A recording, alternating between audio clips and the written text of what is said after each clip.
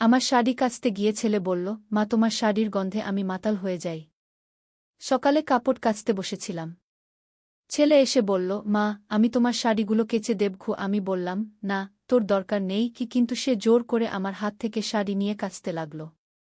শাড়ি কাচতে কাচতে হঠাৎ সে একটা শাড়ি নাকের কাছে নিয়ে গেল। আমি দেখে বললাম, কি করছিস? সে বলল, মা এই শাড়িতে তোমার গন্ধ লেগে আছে। আমি অবাক হয়ে বললাম, শাড়িতে আবার কি গন্ধ? সে আমার দিকে তাকিয়ে বলল, মা তুমি জানো না তোমার শরীরের সুগন্ধ কেমন মাদকতাপূর্ণ। এই শাড়িতে সেই গন্ধ লেগে থাকে। আমি লজ্জা পেয়ে বললাম, এসব কি বলছিস? সে শাড়ি কাচা বন্ধ করে আমার কাছে এলো। বলল, মা আমি কি মিথ্যে বলছি? তোমার গন্ধে আমি মাতাল হয়ে যাই। রাতে ঘুমাতে পারি না। আমি বললাম, তুই পাগল হয়ে গেছিস নাকি? সে আমার হাত ধরে বলল, মা আমি পাগল হয়েছি তোমার জন্য। আমি তোমাকে ভালোবাসি একজন নারী হিসেবে। তোমার সবকিছু আমার ভালো লাগে, তোমার গন্ধ, তোমার হাসি, তোমার কথা। আমি হতবাক হয়ে দাঁড়িয়ে রইলাম। সে আরও বলল, মা আমি চাই তুমি আমার স্ত্রী হয়ে যাও। আমি প্রতিদিন তোমার শাড়ি কেচে দেব, তোমার যত্ন নেব স্বামীর মতো। তুমি কি রাজি হবে? এই গল্পটি সম্পূর্ণ শুনলে আপনাদের পানি অটোমেটিক বের হয়ে যাবে, সো যত দ্রুত সম্ভব হাতের কাছে টিস্যু নিয়ে বসে পড়ো। বিছানার চাদর যেন নষ্ট না হয় সেটা সম্পূর্ণ খেয়াল রাখার অনুরোধ জানিয়ে গল্পটি এখন শুরু করব। তার আগে সর্বশেষ অনুরোধ, দয়া করে এমন পানি বের করার গল্প নিয়মিত শুনতে আমাদের চ্যানেলটি সকলেই সাবস্ক্রাইব করুন। ধন্যবাদ। হ্যালো বন্ধুরা, আমার নাম রিয়া সরকার। আমার বয়স 40 বছর। আমার স্বামীর নাম রাজীব সরকার, বয়স 43 বছর। আমাদের 2 সন্তান, রিদম আর নাদিয়া। রিদম 18 বছর বয়সী, কলেজে পড়ে। নাদিয়া 10 বছর বয়সী, স্কুলে যায়। গতকাল সকালে যখন আমি আমার পুরাতন লাল শাড়িটা কাচতে বসেছিলাম, তখনই এই অদ্ভুত ঘটনার শুরু। রিদম এসে বলল শাড়িটা সে কেচে দেবে। প্রথমে আমি মানা করলেও সে জোর করে আমার হাত থেকে শাড়িটা নিয়ে নিল। শাড়িটা কাচতে কাচতে হঠাৎ সে থেমে গেল। আমি দেখলাম সে শাড়িটা খুব মনোযোগ দিয়ে দেখছে। কি হয়েছে রিদম? আমি জিজ্ঞেস করলাম। মা এই শাড়িতে কি একটা অদ্ভুত গন্ধ আছে, সে বলল। আমি কাছে গিয়ে দেখলাম সত্যিই শাড়িতে একটা মিষ্টি ধরনের গন্ধ আছে। কিন্তু এটা কোনো সাধারণ গন্ধ নয়, এটা যেন কোনো প্রাচীন মশলার গন্ধ। মা এই গন্ধটা আমার খুব চেনা চেনা লাগছে। কিন্তু কোথায় পেয়েছিলাম মনে করতে পারছি না, রিদম বলল। আমিও গন্ধটা নিলাম। সত্যিই এটা যেন কোথায় পেয়েছি, কিন্তু মনে করতে পারছি না। হঠাৎ মনে পড়ে গেল এই শাড়িটা আমার দাদিমার। দাদিমা মারা যাওয়ার পর মা এটা আমাকে দিয়েছিলেন। রিদম এই শাড়িটা তোর পরদাদিমার। হয়তো তার ব্যবহার করা কোনো আতর বা গুড়ের গন্ধ এখনও লেগে আছে। আমি বললাম। কিন্তু রিদম আরও বেশি উৎসুক হয়ে গেল।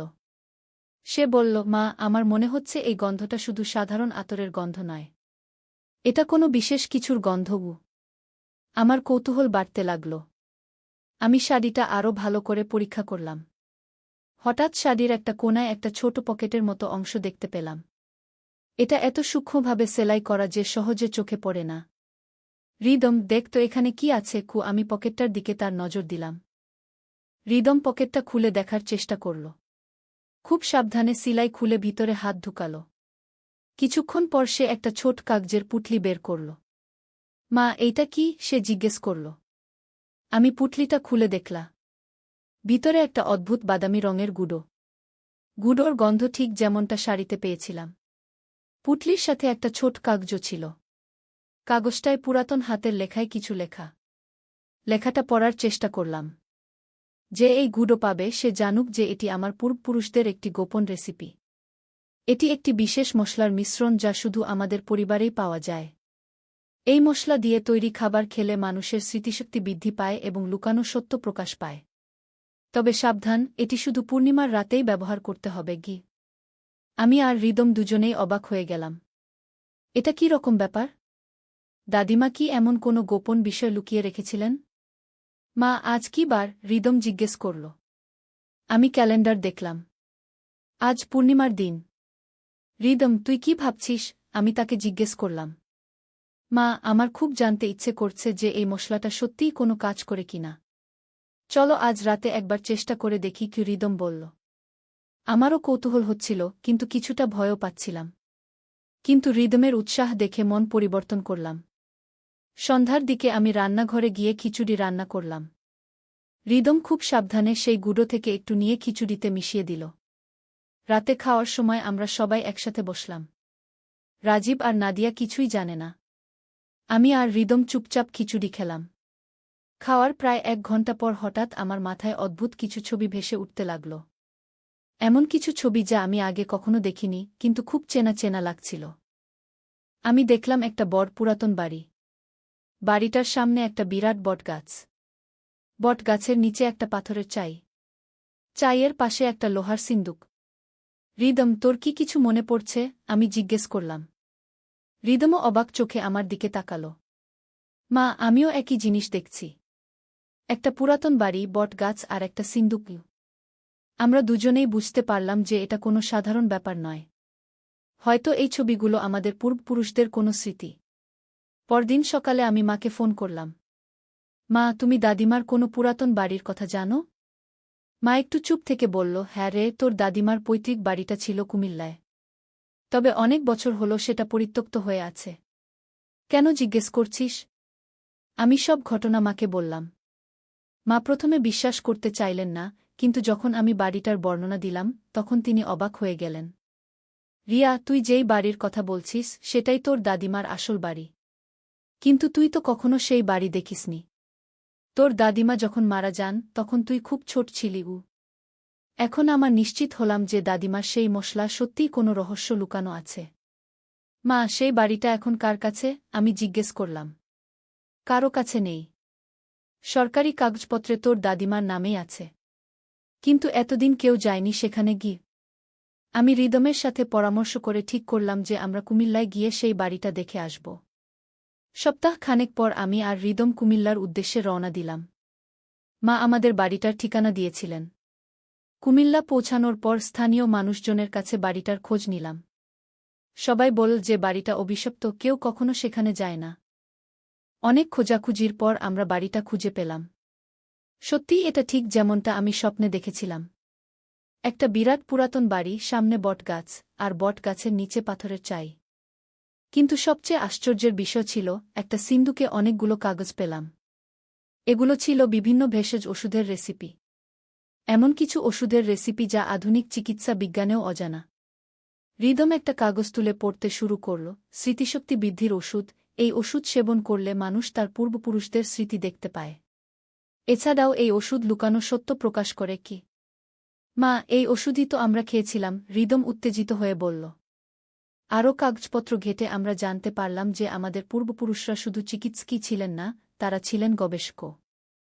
তারা প্রকৃতির বিভিন্ন উপাদান নিয়ে গবেষণা করে এমন সব ওষুধ তৈরি করতেন যা মানুষের জীবনে বিপ্লব আনতে পারে। কিন্তু তারা এই জ্ঞান গোপন রেখেছিলেন কারণ তারা জানতেন যে এই ক্ষমতা ভুল হাতে গেলে মানুষের ক্ষতি হতে পারে। আমরা সিদ্ধান্ত নিলাম যে এই সব কিছু আবার যত্ন সহকারে লুকিয়ে রাখব। কিন্তু কিছু ওষুধের রেসিপি আমরা নিয়ে আসব যেগুলো মানুষের উপকারে আসতে পারে। বাড়িতে ফিরে আসার পর আমরা রাজীব আর নাদিয়াকে সব কিছু বললাম। তারাও খুব অবাক হয়েছিল।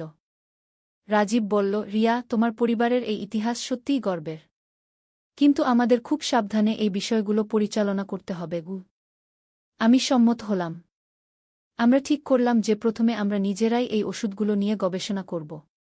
যদি সত্যি এগুলো উপকারী হয় তাহলে সাবধানে চিকিৎসকদের সাহায্য নেব। পরের কয়েক মাস আমরা বিভিন্ন ওষুধ তৈরি করে পরীক্ষা করলাম। স্মৃতিশক্তি বৃদ্ধির ওষুধটা সত্যিই কাজ করে।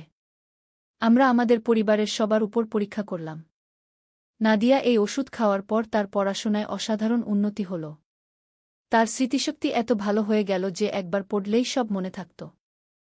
রাজীবও এই ওষুধ খেয়ে তার অতীতের অনেক ভুলে যাওয়া স্মৃতি ফিরে পেল। তার বাবা মায়ের সাথে কাটানো শৈশবের দিনগুলোর কথা মনে পড়তে লাগল।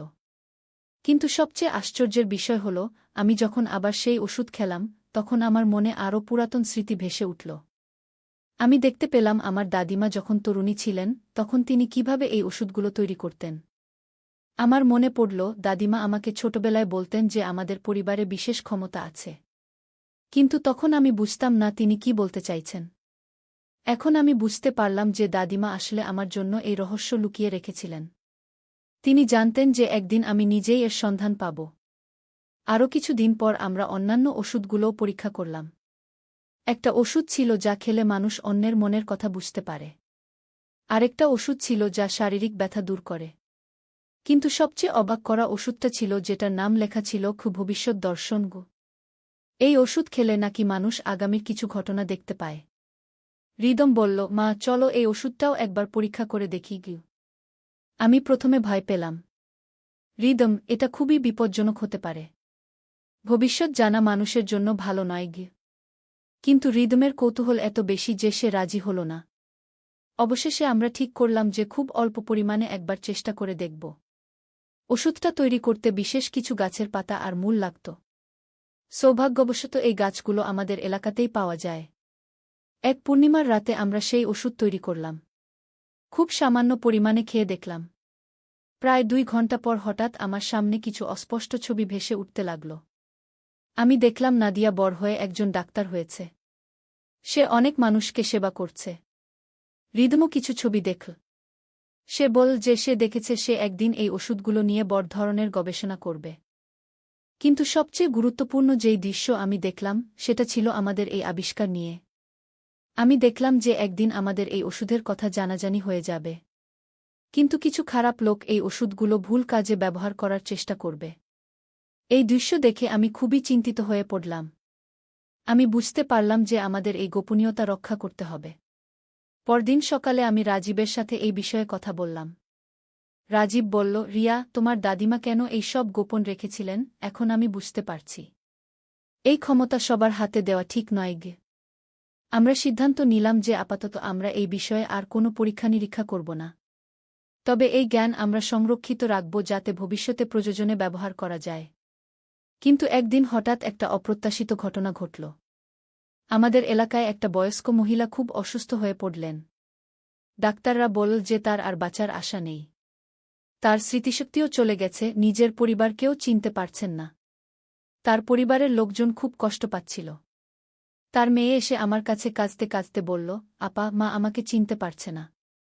অন্তত যদি একবার আমাকে চিনতে পারত। আমার খুব মায়া হল। আমি ভাবলাম যে আমাদের সেই স্মৃতিশক্তি বৃদ্ধির ওষুধ হয়তো তাকে সাহায্য করতে পারে। রাজীবের সাথে পরামর্শ করে আমি সিদ্ধান্ত নিলাম যে একবার চেষ্টা করে দেখব। তবে খুব সাবধানে এবং অল্প পরিমাণে। আমি সেই ওষুধ তৈরি করে মহিলাকে দিলাম। প্রায় 3 ঘণ্টা পর দেখা গেল যে তিনি তার মেয়েকে চিনতে পেরেছেন। শুধু তাই নয়, তার অনেক পুরাতন স্মৃতিও ফিরে এসেছে। এই ঘটনার পর এলাকার অনেক মানুষ আমার কাছে এসে বিভিন্ন সমস্যার সমাধান চাইতে লাগল। কিন্তু আমি সবাইকে ওষুধ দিতে পারলাম না, কারণ আমি জানতাম যে এটা খুবই বিপজ্জনক হতে পারে। একদিন রিদম বলল, মা, আমার মনে হচ্ছে আমাদের এই জ্ঞান শুধু আমাদের পরিবারেই সীমাবদ্ধ রাখা ঠিক নয়। যদি সঠিকভাবে ব্যবহার করা যায় তাহলে অনেক মানুষের উপকার হতে পারে গি। আমিও এই কথা ভাবছিলাম। কিন্তু সমস্যা হল কিভাবে এই জ্ঞান সঠিক মানুষের হাতে দেওয়া যায়। এই দ্বিধাদ্বন্দ্বের মধ্যেই একদিন আমাদের এলাকায় একজন বিখ্যাত আয়ুর্বেদিক চিকিৎসক এলেন। তার নাম ডাক্তার অমিত বসু। তিনি প্রাচীন ভারতীয় চিকিৎসা পদ্ধতি নিয়ে গবেষণা করেন। স্থানীয় মানুষজন তার কাছে চিকিৎসা নিতে আসত। তার চিকিৎসা পদ্ধতি দেখে আমার মনে হল যে তিনি একজন সৎ এবং জ্ঞানী মানুষ। আমি রিদমের সাথে পরামর্শ করে ঠিক করলাম যে ডাক্তার বসুর সাথে একবার কথা বলে দেখব। হয়তো তিনি আমাদের সঠিক পথ দেখাতে পারবেন। একদিন আমি ডাক্তার বসুর কাছে গেলাম।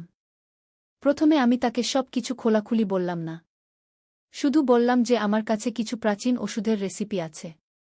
ডাক্তার বসু বললেন, আপনি যদি এই রেসিপিগুলো আমাকে দেখান তাহলে আমি বলতে পারব যে এগুলো সত্যিই কার্যকর কিনা। আমি বাড়ি থেকে কয়েকটা রেসিপি নিয়ে এলাম। ডাক্তার বসু সেগুলো দেখে অবাক হয়ে গেলেন। এগুলো অসাধারণ রেসিপি। এমন কিছু উপাদানের সমন্বয় যা আমি আগে কখনো দেখিনি। এই রেসিপিগুলো কোথায় পেলেন তিনি জিজ্ঞেস করলেন। তখন আমি তাকে সব কিছু খুলে বললাম। আমাদের পূর্বপুরুষদের ইতিহাস, গোপন ভাণ্ডারের কথা, সব কিছু। ডাক্তার বসু আমার কথা মনোযোগ দিয়ে শুনলেন। তারপর বললেন, আপনার পূর্বপুরুষরা সত্যিই মহান ছিলেন। কিন্তু তারা এই জ্ঞান গোপন রেখেছিলেন কারণ তারা জানতেন যে এই ক্ষমতা ভুল হাতে গেলে বিপদ হতে পারে। তাহলে আমার কি করা উচিত আমি জিজ্ঞেস করলাম। ডাক্তার বসু বললেন, আপনার উচিত হবে একটা গবেষণা প্রতিষ্ঠান স্থাপন করা, যেখানে বিশ্বস্ত এবং জ্ঞানী চিকিৎসকরা এই ওষুধগুলো নিয়ে গবেষণা করবেন। কিন্তু এই কাজ করতে হবে খুবই গোপনে। তিনি আরও বললেন, আমি আপনাকে সাহায্য করতে পারি। আমার কিছু বিশ্বস্ত সহকর্মী আছেন যারা এই ধরনের কাজে আগ্রহী। আমি এই প্রস্তাবে রাজি হলাম। আমরা ঠিক করলাম যে আমাদের পুরাতন বাড়িটাকেই গবেষণাকেন্দ্র হিসেবে ব্যবহার করব। পরের কয়েক মাস আমরা সেই বাড়িটা সংস্কার করলাম। একটা আধুনিক গবেষণাগার তৈরি করলাম। ডাক্তার বসু তার কয়েকজন বিশ্বস্ত সহকর্মীকে নিয়ে এলেন। আমরা শুরু করলাম আমাদের পূর্বপুরুষদের ওষুধের রেসিপিগুলো নিয়ে বৈজ্ঞানিক গবেষণা। প্রতিটা ওষুধের উপাদান বিশ্লেষণ করলাম, তাদের কার্যকারিতা পরীক্ষা করলাম। রিদমও এই গবেষণায় যুক্ত হল। সে বল যে সে বড় হয়ে এই ক্ষেত্রেই কাজ করতে চায়। এভাবে কয়েক বছর কেটে গেল। আমাদের গবেষণা খুবই সফল হল। আমরা অনেক রোগের জন্য কার্যকর ওষুধ তৈরি করতে পারলাম। কিন্তু আমরা এই ওষুধগুলো বাজারে ছাড়লাম না। শুধু খুব গুরুতর রোগীদের ক্ষেত্রে ব্যবহার করতাম। একদিন হঠাৎ একটা সরকারি দল আমাদের গবেষণাকেন্দ্রে এল। তারা বলল যে তারা আমাদের গবেষণার কথা শুনেছে এবং এটা সরকারিভাবে স্বীকৃতি দিতে চায়। প্রথমে আমরা ভয় পেয়ে গেলাম। কিন্তু তারা বলল যে সরকার আয়ুর্বেদিক চিকিৎসার উন্নতি চায় এবং আমাদের গবেষণা এক্ষেত্রে খুবই গুরুত্বপূর্ণ। অনেক আলোচনার পর আমরা সরকারের সাথে একটা চুক্তি করলাম। সরকার আমাদের গবেষণার জন্য অর্থ সাহায্য করবে, কিন্তু আমাদের গোপনীয়তা রক্ষা করবে। এভাবে আমাদের ছোট গবেষণাকেন্দ্রটা একটা বড় প্রতিষ্ঠানে পরিণত হল। আমরা অনেক তরুণ গবেষকদের প্রশিক্ষণ দিতে শুরু করলাম। রিদমও বড় হয়ে আমাদের গবেষণায় যুক্ত হল। সে নতুন নতুন ওষুধ আবিষ্কার করতে লাগল। নাদিয়া ডাক্তারি পড়াশোনা শেষ করে আমাদের প্রতিষ্ঠানে যোগ দিল। সে রোগীদের চিকিৎসার কাজ সামলাত। আজ 15 বছর পর আমি যখন পিছনে তাকাই, তখন মনে হয় যে দাদিমার সেই শাড়ির গন্ধ আমার জীবনটাই পাল্টে দিয়েছে। আমরা এতদিনে হাজার হাজার মানুষের সেবা করতে পেরেছি। অনেক দুরারোগ্য ব্যাধির সমাধান দিতে পেরেছি। কিন্তু সবচেয়ে বড় কথা হল, আমরা আমাদের পূর্বপুরুষদের জ্ঞান সংরক্ষণ করতে পেরেছি এবং সেটা সঠিক কাজে ব্যবহার করতে পেরেছি। রিদম এখন একজন বিখ্যাত গবেষক। সে বিদেশেও আমাদের গবেষণার কথা জানিয়েছে। বিশ্বের অনেক দেশ থেকে গবেষকরা আমাদের এখানে এসে কাজ করে। নাদিয়া একজন দক্ষ চিকিৎসক হয়েছে। সে শুধু আমাদের প্রতিষ্ঠানে কাজ করে না, বিভিন্ন দুর্গম এলাকায় গিয়ে বিনামূল্যে চিকিৎসা সেবা দেয়া। রাজীব আমাদের প্রতিষ্ঠানের প্রশাসনিক দায়িত্ব সামলায়। সে নিশ্চিত করে যে আমাদের সব কাজ সঠিকভাবে হচ্ছে। আর আমি এখনও সেই একই রিয়া যে একদিন শাড়ি কাচতে বসেছিল। কিন্তু এখন আমি জানি যে জীবনে কখন কোনো রহস্য লুকিয়ে থাকে। আমাদের গবেষণাকেন্দ্রে এখনও সেই পুরাতন বটগাছটা আছে। প্রতিদিন সকালে আমি সেই গাছের নিচে বসে ভাবি যে দাদিমা কত বড় একটা উপহার আমার জন্য রেখে গেছেন। কিন্তু সবচেয়ে গুরুত্বপূর্ণ যে শিক্ষা আমি পেয়েছি সেটা হল, জ্ঞান আর ক্ষমতা শুধুমাত্র তখনই মূল্যবান যখন সেটা মানুষের কল্যাণে ব্যবহার করা হয়। আজও মাঝে মাঝে আমি সেই স্মৃতিশক্তি বৃদ্ধির ওষুধ খাই। আর তখন দাদিমাকে দেখতে পাই। তিনি হাসতে হাসতে বলেন, রিয়া, তুই ঠিক কাজটাই করেছিস গু। এই গল্পের শেষ নেই। প্রতিদিন নতুন নতুন রোগী আসে, নতুন নতুন চ্যালেঞ্জ আসে। কিন্তু আমরা জানি যে আমাদের পূর্বপুরুষদের আশীর্বাদ আমাদের সাথে আছে। রিদম এখন তার নিজের পরিবার গড়েছে। তার একটা মেয়ে আছে, নাম তিতলি। তিতলি মাত্র 5 বছরের, কিন্তু সে ইতিমধ্যে বিভিন্ন গাছপালা চিনতে পারে। হয়তো তার মধ্যেও আমাদের পারিবারিক ক্ষমতা আছে। ভবিষ্যতে কি হবে জানি না। কিন্তু একটা বিষয় আমি নিশ্চিত, আমাদের এই জ্ঞান চিরকাল মানুষের কল্যাণেই ব্যবহৃত হবে।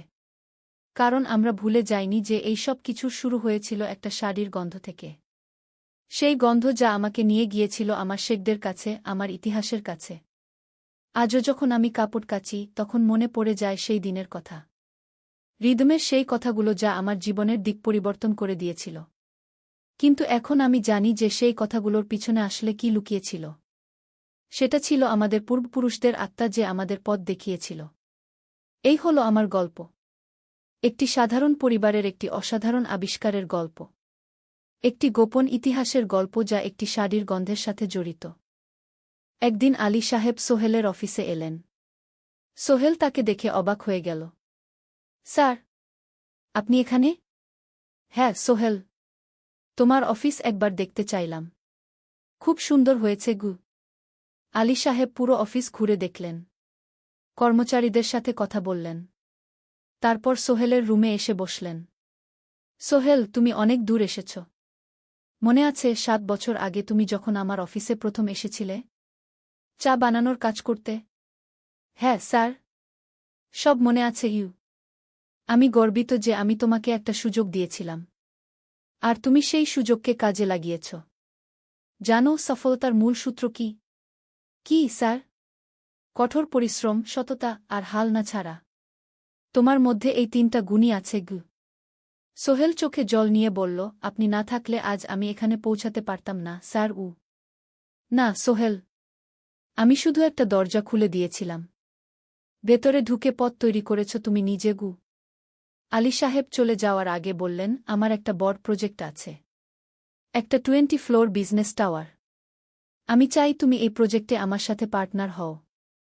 50-50 রাজি? সোহেল অবাক হয়ে গেল। এত বড় প্রজেক্ট? স্যার, আমার কি যথেষ্ট সামর্থ্য আছে? আছে, আমি বিশ্বাস করি সোহেল রাজি হয়ে গেল। এটা তার জীবনের সবচেয়ে বড় প্রজেক্ট হবে। ৫০ অধ্যায়, বড় চ্যালেঞ্জ। 20 ফ্লোর বিজনেস টাওয়ারের কাজ শুরু হল। এটা সোহেলের জীবনের সবচেয়ে বড় চ্যালেঞ্জ। প্রজেক্টের বাজেট প্রায় ১০ করোড় টাকা। সোহেলকে ৫ করোড় টাকা ইনভেস্ট করতে হবে। সোহেল তার সব সঞ্চয়ে, ব্যাংক লোন আর কিছু ইনভেস্টর থেকে টাকা জোগাড় করল। এটা একটা বিশাল ঝুঁকি। যদি প্রজেক্ট ব্যর্থ হয়, সব শেষ। মিনা চিন্তিত ছিল। সোহেল, এত বড় ঝুঁকি নেওয়া ঠিক হবে? মিনা, জীবনে বড় কিছু করতে হলে ঝুঁকি নিতে হয়। আমি এই সুযোগ হাতছাড়া করতে চাই না গিয়ে। কিন্তু যদি কিছু ভুল হয়? ভুল হবে না। আমি আলী সাহেবের সাথে আছি, উনি আমাকে গাইড করবেন। প্রজেক্ট শুরু হল। প্রথম ৬ মাস সব ভালোই চলছিল। কাজ সময়মতো হচ্ছে, বাজেট ঠিক আছে। কিন্তু ৭ মাসের মাথায় একটা বড় সমস্যা দেখা দিল। একজন প্রধান ইনভেস্টর হঠাৎ তার টাকা ফেরত চাইলেন। তিনি অন্য একটা জরুরি কাজে টাকা লাগবে বলে জানালেন। ১ করোড় টাকা ফেরত দিতে হবে। সোহেল বিপদে পড়ে গেল। ১ করোড় টাকা এখন কোথায় পাবে? প্রজেক্টে সব টাকা ঢেলে দিয়েছে। সে আলী সাহেবের সাথে কথা বলল।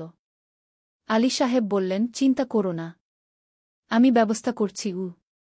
কিন্তু আলী সাহেবও বড় একটা প্রজেক্টে আটকে আছেন। তার হাতে লিকুইড ক্যাশ নেই। সোহেল অন্য ব্যাংক থেকে লোন নেওয়ার চেষ্টা করল। কিন্তু ব্যাংক বলল, ইতিমধ্যে তার অনেক লোন আছে, নতুন লোন দিতে পারবে না। সোহেল রাতে ঘুমাতে পারছিল না। খাওয়া দাওয়া বন্ধ করে দিয়েছিল। মিনা তাকে দেখে খুব চিন্তিত হয়ে গেল।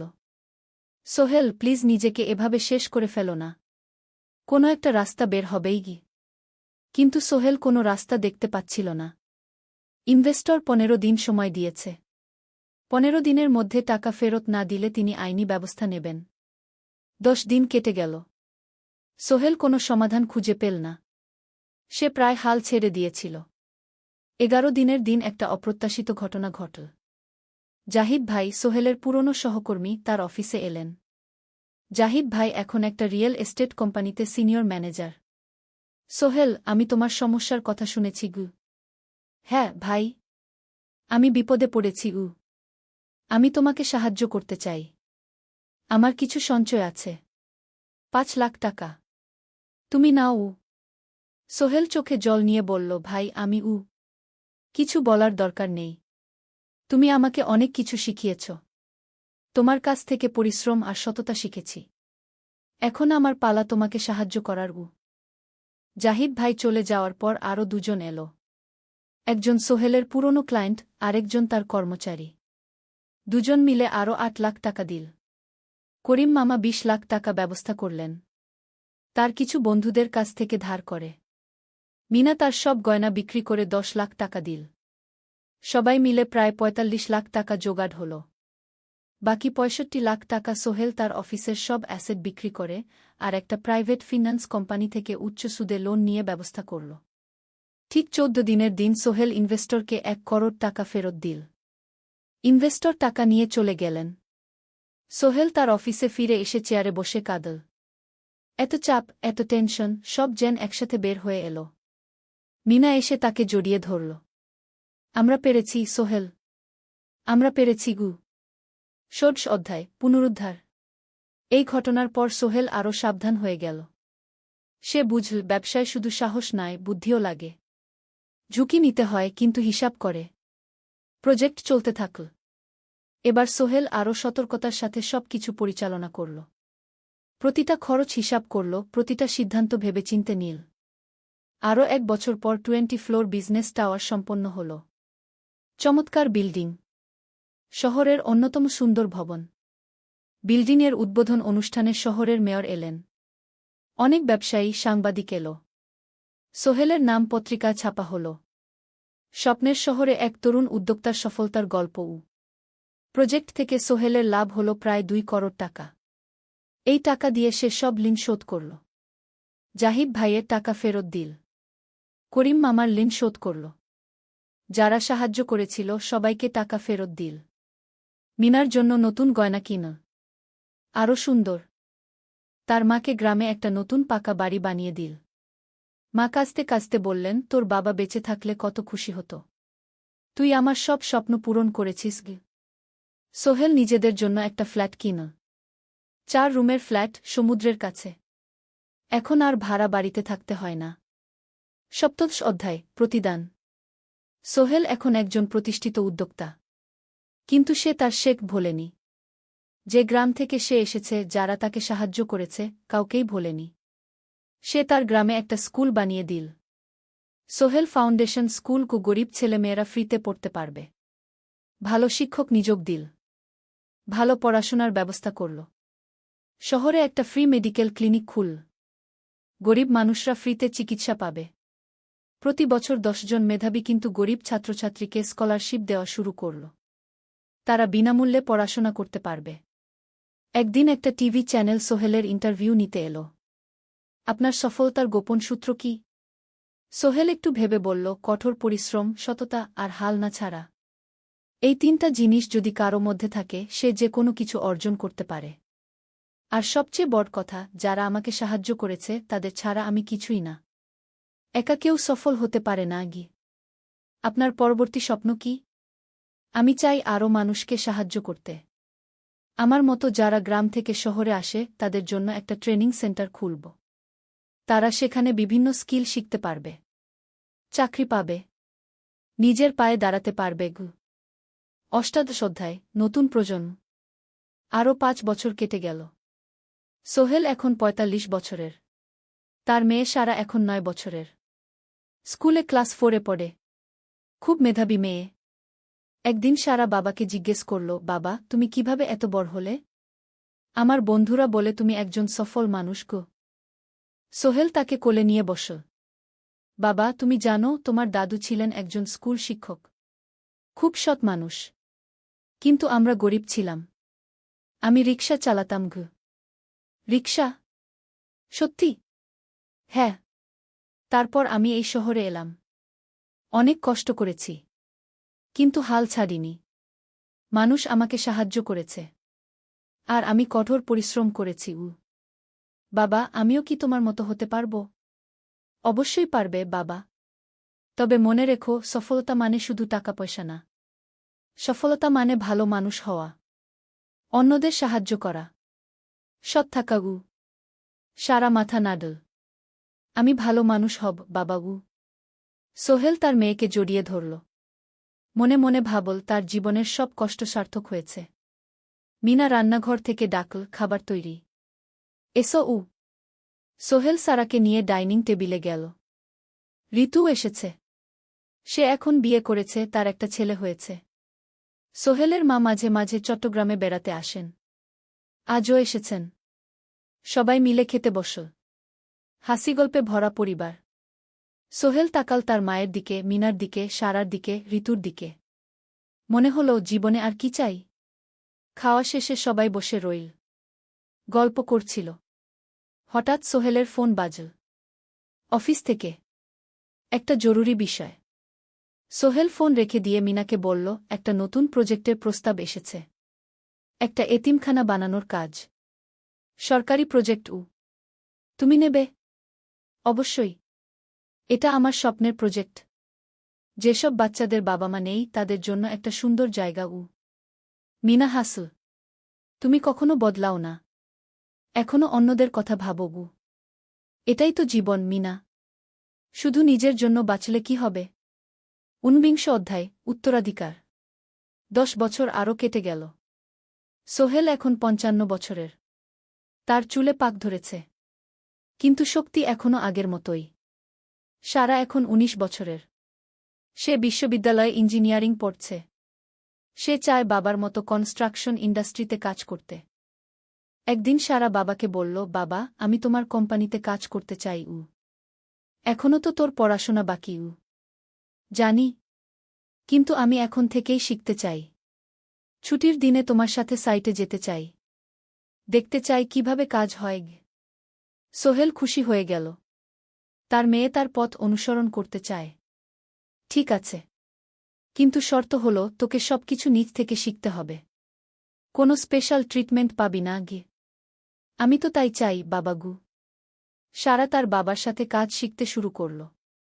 সে দেখল কিভাবে শ্রমিকরা কাজ করে, কিভাবে ম্যাটেরিয়াল বাছাই করতে হয়, কিভাবে একটা প্রজেক্ট ম্যানেজ করতে হয়। সোহেল তাকে কোনো সহজ পথ দিল না। সারাকেও সবার মতো কষ্ট করতে হল। সাইটে রোদে দাঁড়িয়ে থাকতে হল। শ্রমিকদের সাথে কথা বলতে হল। কিন্তু সারা হাল ছাড়ল না। সে তার বাবার মেয়ে। পরিশ্রম করতে জানে। 3 বছর পর সারা গ্রাজুয়েট হল। সে সোহেলের কোম্পানিতে জুনিয়র প্রজেক্ট ম্যানেজার হিসেবে যোগ দিল। সোহেল ধীরে ধীরে সারাকে বড় দায়িত্ব দিতে শুরু করল। সারা তার বাবার মতোই সৎ, পরিশ্রমী। 20 অধ্যায়, সমাপ্তি নয়, নতুন শুরু।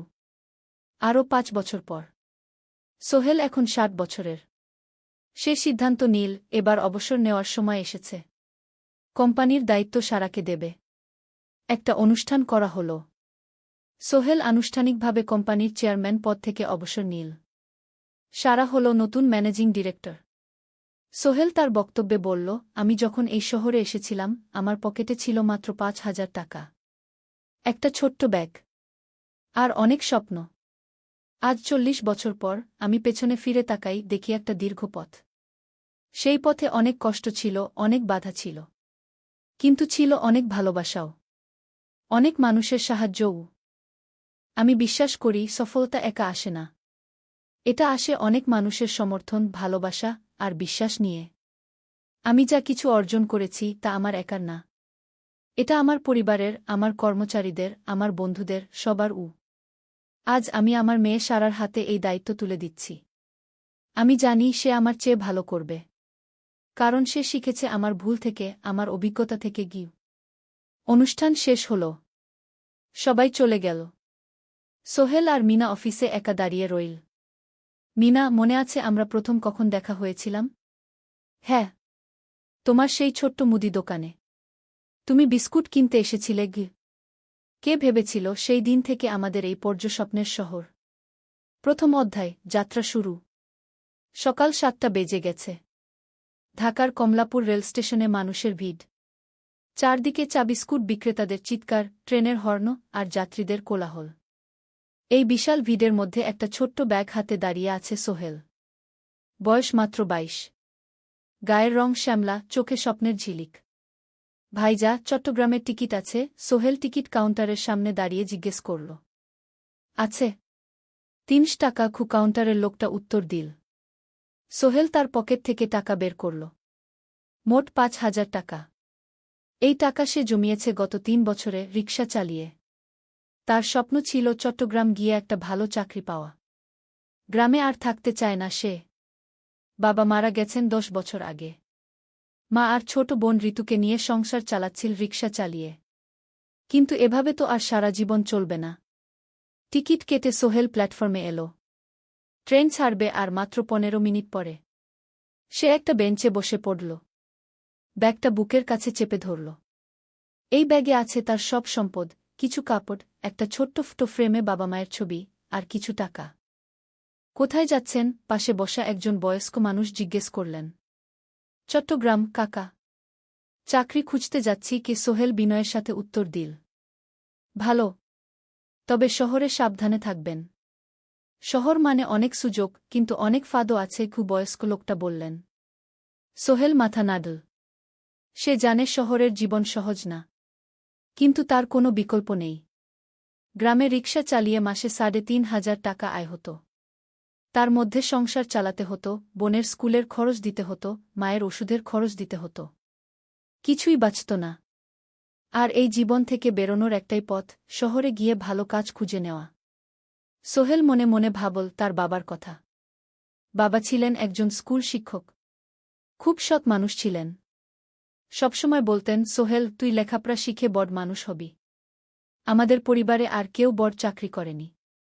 তুই করবি কি? কিন্তু বাবা যখন মারা গেলেন তখন সোহেল মাত্র এসএসসি পরীক্ষা দিয়েছে। ফলাফল ভালো হয়েছিল, জিপিএ অর্ধচতু। কিন্তু বাবার মৃত্যুর পর আর পড়া হল না। পরিবারের দায়িত্ব নিতে হল। ট্রেন ছাড়ল। সোহেল জানালার পাশে বসে বাইরে তাকাল।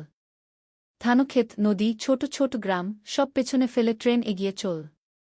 সোহেলের মনে হল সে যেন তার পুরনো জীবনটাকেও পেছনে ফেলে আসছে। ট্রেনে একজন হকার এসে চা বিক্রি করছিল। সোহেল একটা চা কিনল। 10 টাকা। চা খেতে খেতে সে ভাবছিল, চট্টগ্রাম পৌঁছে কি হবে? করিম মামা তাকে সাহায্য করবেন তো? চাকরি পাওয়া যাবে তো? করিম মামা আসলে সোহেলের খুব দূর সম্পর্কের মামা। সোহেলের দাদির বোনের ছেলে। অনেক বছর আগে গ্রাম ছেড়ে চট্টগ্রামে চলে গিয়েছিলেন। সেখানে একটা কনস্ট্রাকশন কোম্পানিতে কাজ করেন। বছরে একবার দুবার গ্রামে আসতেন। গত বছর যখন এসেছিলেন তখন সোহেলের মাকে বলেছিলেন, সোহেলকে চট্টগ্রাম পাঠান। আমি একটা কাজের ব্যবস্থা করে দেব। সেই কথাতেই ভরসা করে সোহেল আজ এই যাত্রা। দ্বিতীয় অধ্যায়, নতুন শহর। চট্টগ্রাম পৌঁছাতে প্রায় 6 ঘণ্টা লেগে গেল। দুপুর 1টা বাজে। সোহেল স্টেশন থেকে বের হয়ে শহরের রাস্তায় দাঁড়াল। কি বিশাল শহর! এত গাড়ি, এত মানুষ। চারদিকে উঁচু উঁচু বিল্ডিং, দোকানপাট, মানুষের ভিড়। সোহেল কিছুক্ষণ দাঁড়িয়ে থাকল সব কিছু দেখতে দেখতে। তার মনে হচ্ছিল সে যেন অন্য কোনো পৃথিবীতে এসে পড়েছে। তার পকেটে একটা ছোট্ট কাগজ আছে। সেখানে লেখা একটা ঠিকানা, করিম মিয়া, বাড়ি নং 23, রোড নং 5, আগ্রাবাদ, চট্টগ্রামকে। সোহেল একটা রিকশা ডাকল। কত নেবেন আগ্রাবাদ যেতে? 50 টাকা গু। সোহেল রিকশায় উঠল। রাস্তার দুধারে দোকান, মার্কেট, অফিস, সব কিছু দেখতে দেখতে সে অবাক হয়ে গেল। এত বড় শহর, এত কিছু! গ্রামের সেই ছোট্ট বাজারের সাথে কোনো তুলনাই হয় না। প্রায় আধা ঘণ্টা পর রিকশা একটা পুরনো বাড়ির সামনে থামল। 3 তলা বাড়ি, কিন্তু রং উঠে গেছে। সিঁড়ি দিয়ে উঠে 3য় তলায় করিম মামার ফ্ল্যাটে নক করল। দরজা খুলল এক মধ্যবয়সী মহিলা। কে? আসসালামু আলাইকুম আপা। আমি সোহেল। নোয়াখালীর গ্রাম থেকে এসেছি। করিম মামা বাড়িতে আছেন? মহিলা তাকে মাথা থেকে পা পর্যন্ত দেখল। করিম তো অফিসে গেছে। তুমি কে?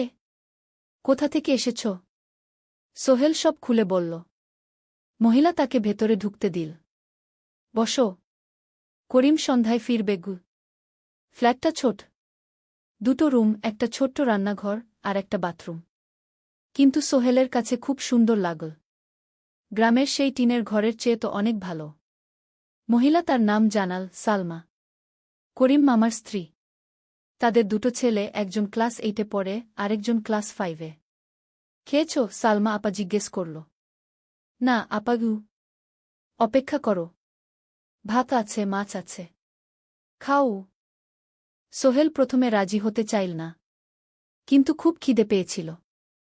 সকাল থেকে শুধু একটা চা আর বিস্কুট খেয়েছে। খাওয়া দাওয়ার পর সোহেল বসে রইল। সালমা আপা তাকে গল্প করতে লাগল। তোমার মা কেমন আছেন? তোমার বোন? ভালো আছে আপা। মার একটু গেটে বাত আছে। ওষুধ খাচ্ছেন। বোন স্কুলে পড়ে কু। তুমি কি করতে চাও এখানে? চাকরি খুঁজছি আপা। যে কোনো কাজ করব। বাসায় মা আর বোনকে টাকা পাঠাতে হবে। সালমা আপা মাথা নাড়ল। করিম তোমার জন্য কিছু একটা করবে। সে ভালো মানুষ গ। সারাদিন অপেক্ষা করু সোহেল। সন্ধ্যা 6টায় করিম মামা ফিরলেন। 50-এর কাছাকাছি বয়স, কালো রঙের প্যান্ট শার্ট পরা, হাতে একটা ব্যাগ। আরে সোহেল, কবে এলি? করিম মামা খুশি হয়ে বললেন। আজ সকালে মামা গু। করিম মামা তাকে জড়িয়ে ধরলেন। অনেকদিন পর দেখলাম। কেমন আছিস? ভালো আছি মামা গি। ভালো করেছিস এসে। এখানে অনেক সুযোগ আছে। তোর জন্য একটা কাজের ব্যবস্থা করে দেব। তবে প্রথমে কয়েকদিন এখানে থাক। শহরটা একটু চিনে নে। তারপর কাজে যোগ দিবি। সোহেলের মনে আসার আলো জ্বল। সে ভাবল হয়তো তার ভাগ্য এবার পাল্টাবে। তৃতীয় অধ্যায়, প্রথম চাকরি। এক সপ্তাহ পরে করিম মামা সোহেলকে তার কোম্পানিতে নিয়ে গেলেন। কোম্পানির নাম আলামিন কনস্ট্রাকশন। অফিসটা শহরের কেন্দ্রে ৫ তলা একটা বিল্ডিংয়ের দোতলায়। মালিক আলী সাহেব। ৫০-এর কাছাকাছি বয়স, মোটা চেহারা, চোখে সোনার ফ্রেমের চশমা। বড়লোক মানুষ, কিন্তু খুব কড়া। এই ছেলেটাকে কি কাজে লাগাবেন? আলী সাহেব করিম মামাকে জিজ্ঞেস করলেন। স্যার, ও আমার আত্মীয়। গ্রাম থেকে এসেছে। খুব পরিশ্রমী। যে কোনো কাজে লাগাতে পারেন। আলী সাহেব সোহেলের দিকে তাকালেন। তুমি কি পড়েছ? Sir, SSC pass. জিপিএ অর্ধচতু। হুম। ভালো। কম্পিউটার চালাতে পারো? না স্যার, পারি না। কিন্তু শিখতে চাই। আলী সাহেব একটু ভাবলেন। ঠিক আছে। তোমাকে অফিসের কাজে রাখব। ফাইল গুছানো, চা বানানো, কাগজপত্র নিয়ে যাওয়া, না এসব। মাসে ৫,০০০ টাকা। রাজি আছো? জি স্যার। সোহেল খুশি হয়ে গেল। ৫,০০০ টাকা। রিকশা চালিয়ে ৩,৫০০ পেত। এখানে ৫,০০০। কাজ শুরু হলো পরদিন থেকে। সকাল ৮টায় অফিসে যেতে হয়, ফিরতে হয় সন্ধ্যা ৭টায়। প্রথম দিন সোহেল ঘুম থেকে উঠল ভোর ৫টায়। তৈরি হয়ে ৭:৩০টায় অফিসের উদ্দেশ্যে বের হল। করিম মামার বাড়ি থেকে অফিস প্রায় ৫ কিলোমিটার। বাসে যেতে হয়। অফিসে পৌঁছে সোহেল দেখল সেই প্রথম আলী সাহেব এখনও আসেননি। অফিস খোলা ছিল না। ৮-১০ মিনিট পর একজন লোক এসে অফিস খুল। তুমি নতুন? জি। আমি সোহেল। আমি জাহিদ, অ্যাসিস্ট্যান্ট ম্যানেজার। এসো। জাহিদ ভাই সোহেলকে সব কিছু দেখাল। অফিসে মোট ৬ জন কর্মচারী। ২ জন ইঞ্জিনিয়ার, একজন অ্যাকাউন্ট্যান্ট, একজন অ্যাসিস্ট্যান্ট ম্যানেজার, জাহিদ ভাই, একজন রিসেপশনিস্ট, আর এখন সোহেল। সোহেলের কাজ শুরু হলো চা বানানো দিয়ে। তারপর অফিস পরিষ্কার করা, ফাইল গুছানো, কাগজপত্র এক জায়গা থেকে আরেক জায়গায় নিয়ে যাওয়া। কাজ কঠিন না, কিন্তু সারাদিন দৌড়ঝাঁপ করতে হয়। দুপুরে খাবারের জন্য আধা ঘণ্টা বিরতি। সোহেল একটা ছোট হোটেলে গিয়ে ভাতডাল তরকারি খেল। ৫০ টাকা। সন্ধ্যায় অফিস বন্ধ হল। সোহেল ক্লান্ত হয়ে বাসায় ফিরল। কেমন লাগল প্রথম দিন? করিম মামা জিজ্ঞেস করলেন।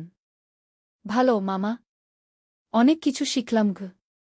প্রথম মাসের শেষে সোহেল বেতন পেল ৫,০০০ টাকা। সে ৩,০০০ টাকা মাকে পাঠাল। মা ফোনে কাঁদতে লাগলেন। আল্লাহ তোকে ভালো রাখুক সোহেল। সোহেলের চোখেও জল এলো। তার মনে হল সে একটা বড় কাজ করতে পেরেছে। চতুর্থ অধ্যায়, শহরের জীবন। ৩ মাস কেটে গেল। সোহেল এখন শহরের সাথে মিশে গেছে। প্রতিদিন অফিসে যাওয়া আসার পথে সে দেখে হাজারো মানুষের জীবন। কেউ সফল, কেউ ব্যর্থ। কিন্তু সবাই চলছে নিজের পথে। সোহেল অফিসের কাজের পাশাপাশি কম্পিউটার শেখার চেষ্টা করছে। অফিসে একটা কম্পিউটার আছে। যখন কেউ ব্যবহার করে না, তখন সোহেল একটু একটু শিখার চেষ্টা করে। জাহিদ ভাই তাকে সাহায্য করেন। সোহেল, তুমি যদি কম্পিউটার ভালোভাবে শিখতে পারো, তাহলে তোমার ভবিষ্যৎ উজ্জ্বল। জাহিদ ভাই একদিন বললেন। কিভাবে শিখব ভাই? ট্রেনিং সেন্টারে যাও। সন্ধ্যায় ক্লাস আছে। মাসে ২,০০০ টাকা লাগবে। সোহেল ভাবল, ২,০০০ টাকা অনেক। কিন্তু এটা বিনিয়োগ। ভবিষ্যতের জন্য। সে একটা ট্রেনিং সেন্টারে ভর্তি হল। সপ্তাহে ৩ দিন, সন্ধ্যা ৭:৩০ থেকে রাত ৯টা পর্যন্ত ক্লাস। কম্পিউটারের basic, Word, Excel, PowerPoint, internet ব্যবহার। একদিন অফিস থেকে ফেরার সময় সোহেল একটা দোকানে চা খেতে গেল। দোকানের পাশেই একটা ছোট্ট মুদি দোকান। সেখানে একটা মেয়ে বসে আছে। বয়স হবে ২০-এর কাছাকাছি। সাদাসিধে চেহারা, সাদা শাড়ি পরা, কিন্তু চোখে এক ধরনের দৃঢ়তা। ভাইজা, এক প্যাকেট বিস্কুট দেন কি? সোহেল বলল। মেয়েটা বিস্কুট দিল। ২০ টাকা। সোহেল টাকা দিয়ে যাচ্ছিল, হঠাৎ মেয়েটা বলল, আপনি নতুন এসেছেন এই এলাকায়, তাই না? হ্যাঁ, 3 মাস হল। কিভাবে বুঝলেন? আপনার চেহারা দেখেই বোঝা যায়। এখনও গ্রামের ছোঁয়া আছে। আর আপনি প্রতিদিন এই পথ দিয়ে যান। দেখেছি কি মেয়েটা হাসল। সোহেলও হেসে ফেল। আপনি খুব পর্যবেক্ষক মনে হচ্ছে গি। জীবনে অনেক কিছু দেখেছি। তাই মানুষকে চিনতে শিখেছি গি। আপনার নাম? মিনা। এই দোকান আমার বাবার। উনি অসুস্থ, তাই আমি দেখছি গু। সেদিন থেকে সোহেল প্রায়ই সেই দোকানে যেতে শুরু করল। মিনার সাথে গল্প করত। ধীরে ধীরে তাদের মধ্যে একটা বন্ধুত্ব তৈরি হল। মিনাও তার জীবনের গল্প বলল। মিনার মা মারা গেছেন যখন সে মাত্র 7 বছরের। বাবা আব্দুল হামিদ একা হাতে মিনাকে বড় করেছেন। মুদি দোকান দিয়ে সংসার চালান। মিনা কলেজে পড়ে, অনার্স 2nd ইয়ার। সকালে কলেজে যায়, দুপুরে ফিরে এসে দোকান সামলায়। বাবার হার্টের সমস্যা আছে, তাই ভারী কাজ করতে পারেন না। তোমার স্বপ্ন কি? একদিন সোহেল জিজ্ঞেস করল। গ্র্যাজুয়েশন শেষ করে একটা ভালো চাকরি করব। তারপর বাবাকে ভালো চিকিৎসা করাব। তুমি? আমিও চাকরি করে পরিবারকে ভালোভাবে দেখভাল করতে চাই। মা আর বোনকে নিয়ে শহরে আনব একদিন ঘু। দুজনেই নিজেদের স্বপ্নের কথা বলতে গিয়ে বুঝল তাদের স্বপ্ন অনেকটা একই রকম। 5ম অধ্যায়, বিপদ। 6 মাস কেটে গেল। সোহেল এখন আলী সাহেবের খুব প্রিয় কর্মচারী। সে শুধু চা বিস্কুট দেওয়ার কাজই করে না, এখন কম্পিউটারেও কিছু কাজ শিখেছে। ছোটখাটো টাইপিং, ডেটা এন্ট্রি এসব করতে পারে। আলী সাহেব খুশি হয়ে তার বেতন বাড়িয়ে 8,000 টাকা করে দিয়েছেন। একদিন রাতে সোহেল অফিস থেকে ফিরছিল। সেদিন একটু দেরি হয়ে গেছে। রাত প্রায় 9টা। সাধারণত সোহেল সন্ধ্যা 7:30টায় ফিরে। কিন্তু সেদিন অফিসে একটা জরুরি কাজ ছিল। বাস থেকে নেমে সোহেল বাড়ির দিকে হাঁটছিল। হঠাৎ একটা অন্ধকার গলিতে 3জন লোক তাকে ঘিরে ধরল। তাদের চেহারা দেখেই বোঝা যাচ্ছিল ভালো উদ্দেশ্য নিয়ে আসেনি। টাকা দে তাড়াতাড়ি, একজন বলল। তার হাতে একটা ছুরি। সোহেল ভয় পেয়ে গেল। ভাই, আমার কাছে খুব কম টাকা আছে গি। যা আছে দে। তাড়াতাড়ি করো। সোহেল কাঁপতে কাঁপতে তার পকেট থেকে 5 টাকা বের করে দিল। এই টাকা দিয়ে সে বাজার করবে ভেবেছিল। কিন্তু ছিনতাইকারীরা সন্তুষ্ট হল না। শুধু 5 টাকা? তোর ব্যাগে কি আছে? তারা সোহেলের ব্যাগ কেড়ে নিল। ব্যাগে ছিল তার মোবাইল, কম্পিউটার ট্রেনিং সেন্টারের সার্টিফিকেট আর কিছু গুরুত্বপূর্ণ কাগজপত্র। না ভাই, ব্যাগটা ফেরত দেন। ওতে আমার জরুরি জিনিস আছে। মোবাইল নিয়ে নেন, কিন্তু ব্যাগটা দেন গু। কিন্তু ওরা শুনল না। একজন সোহেলকে জোরে ধাক্কা দিল। সোহেল পড়ে গেল। মাথা রাস্তার কংক্রিটে ধাক্কা লেগে গেল। রক্ত বের হল। 3জন দৌড়ে পালিয়ে গেল। কিছুক্ষণ সোহেল অজ্ঞান হয়ে পড়ে রইল। তারপর ধীরে ধীরে জ্ঞান ফিরল। মাথায় প্রচণ্ড ব্যথা। সে উঠে দাঁড়ানোর চেষ্টা করল, কিন্তু মাথা ঘুরছিল। কোনোমতে একটা দেয়াল ধরে দাঁড়াল। একজন পথচারী তাকে দেখে থামল। কি হয়েছে ভাই? ছিনতাই হয়েছে গি। এসো, আমি তোমাকে হাসপাতালে নিয়ে যাই। কিন্তু সোহেল রাজি হল না। না, ঠিক আছি। বাড়ি যেতে পারব।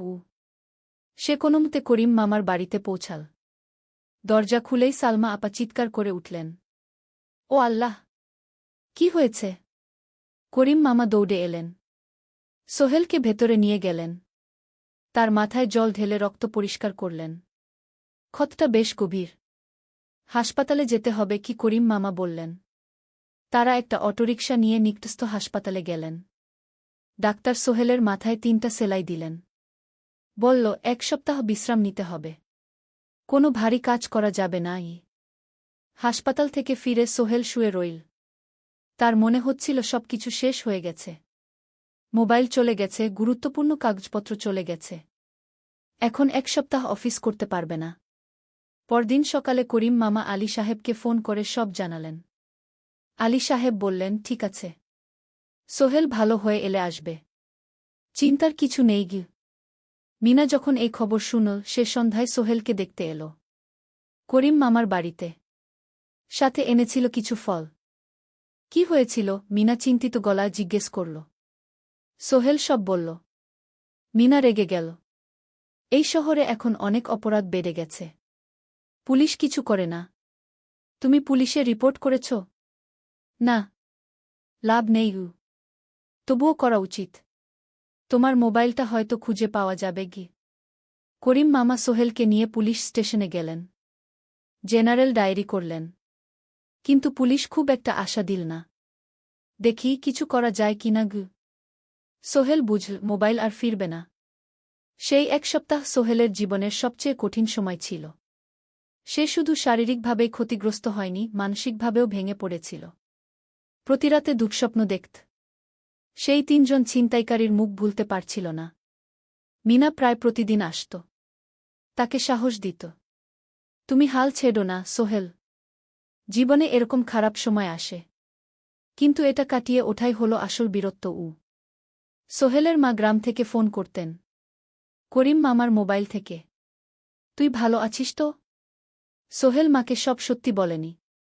শুধু বলেছে, হ্যাঁ মা, ভালো আছি। একটু জ্বর হয়েছিল। এখন ভালো। ১ সপ্তাহ পর সোহেল আবার অফিসে গেল। আলী সাহেব তাকে দেখে খুশি হলেন। কেমন আছো? ভালো আছি স্যার। ঠিক আছে। তবে প্রথম কয়েকদিন হালকা কাজ করবে গু। সোহেল আবার কাজে মন দিল।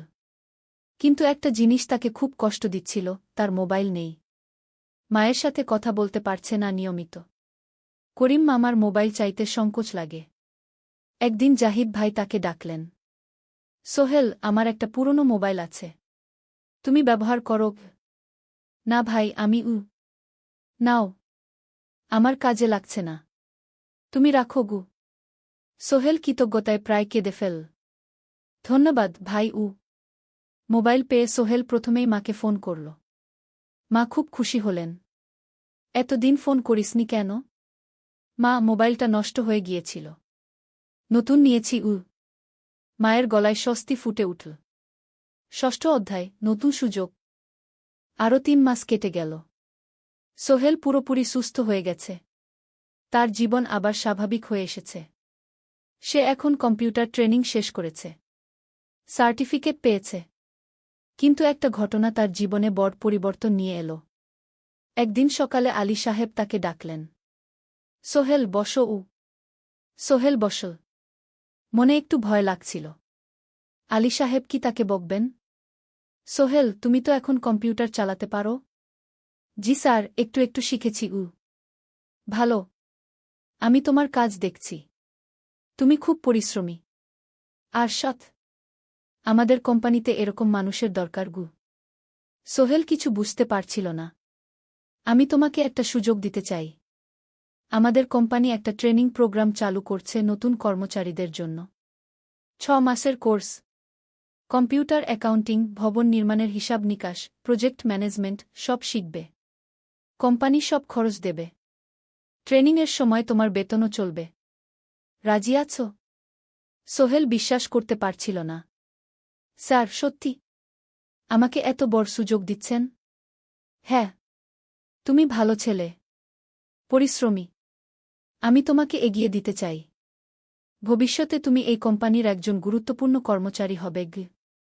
সোহেল কৃতজ্ঞতায় প্রায় কেঁদে ফেল। ধন্যবাদ স্যার।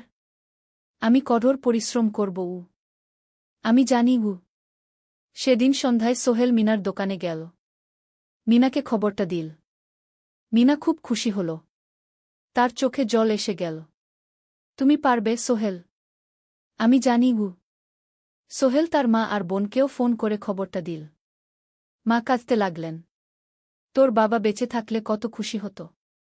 ট্রেনিং শুরু হলো পরের মাস থেকে। প্রতিদিন সকালে ৩ ঘন্টা ক্লাস, তারপর বাকি সময় অফিসের কাজ। ক্লাসে ৫ জন নতুন কর্মচারী। সবাই তরুণ, উৎসাহী। শিক্ষক ছিলেন একজন অভিজ্ঞ ইঞ্জিনিয়ার। নাম রহিম স্যার। তিনি খুব ভালোভাবে সব কিছু বুঝাতেন। কম্পিউটার অ্যাকাউন্টিং, এক্সেলে জটিল ক্যালকুলেশন, প্রজেক্টের বাজেট তৈরি, সময় ব্যবস্থাপনা সব। সোহেল পুরো মনোযোগ দিয়ে শিখতে লাগল। সন্ধ্যায় বাড়ি ফিরে প্র্যাকটিস করত। করিম মামার ছেলের কাছ থেকে একটা ল্যাপটপ ধার নিত কখনো কখনো। ৬ মাস পরে ট্রেনিং শেষ হল। সবাই সার্টিফিকেট পেল। আলী সাহেব একটা অনুষ্ঠান করলেন। সোহেল সেরা পারফর্মার হিসেবে একটা বিশেষ পুরস্কার পেল, ৫,০০০ টাকা বোনাস। আলী সাহেব ঘোষণা করলেন, সোহেল, আজ থেকে তুমি আমাদের জুনিয়র অ্যাকাউন্ট অ্যাসিস্ট্যান্ট।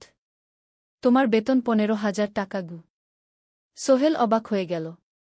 ৮,০০০ থেকে ১৫,০০০, প্রায় দ্বিগুণ। সেদিন রাতে সোহেল ঘুমাতেই পারল না। খুশিতে, উত্তেজনায় তার চোখে ঘুম নেই। সে ভাবল তার জীবন কিভাবে বদলে যাচ্ছে। ২ বছর আগে যে রিকশা চালাত, আজ সে একটা নামকরা কোম্পানির অ্যাকাউন্ট অ্যাসিস্ট্যান্ট। ৭ম অধ্যায়, প্রেম ও প্রস্তাব। ১.৫ বছর হয়ে গেল সোহেলের চট্টগ্রাম আসার। সে এখন একজন সফল যুবক।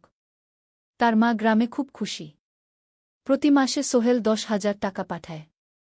ছোট বোন ঋতু এখন কলেজে ভর্তি হয়েছে সোহেলের পাঠানো টাকায়। মায়ের চিকিৎসাও ভালোভাবে হচ্ছে।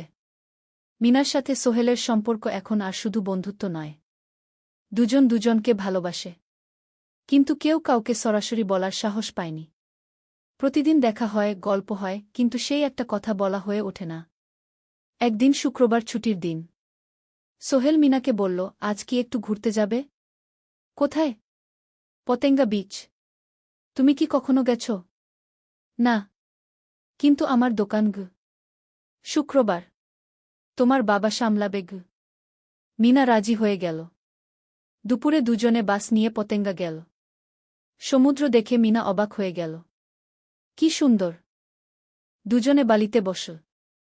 ঢেউয়ের শব্দ শুনতে শুনতে গল্প করছিল। হঠাৎ সোহেল বলল, মিনা, তোমার সাথে কিছু বলার ছিল। বলো। সোহেল একটা লম্বা শ্বাস নিল। তুমি জানো, আমি তোমাকে ভালোবাসি। মিনা হাসল। তার চোখ ভিজে গেল। জানি। আমিও তোমাকে ভালোবাসি, সোহেল গু।